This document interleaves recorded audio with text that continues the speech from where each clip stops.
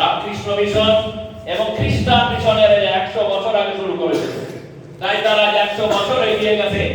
আমাদের বাবা মা আল্লাহর নবী বলেন ছেলে মেয়েদের লেখাপড়ার সাথে খরচ করলে সেটাকে সদকা করার সমান বলা হয়। মসজিদে দান করলে যেমন নেকি হয়, মাদ্রাসায় দান করলে যেমন নেকি হয়, তেমনি ছেলে মেয়ের পড়াশোনায় খরচা করলে তেমনি নেকি হয়।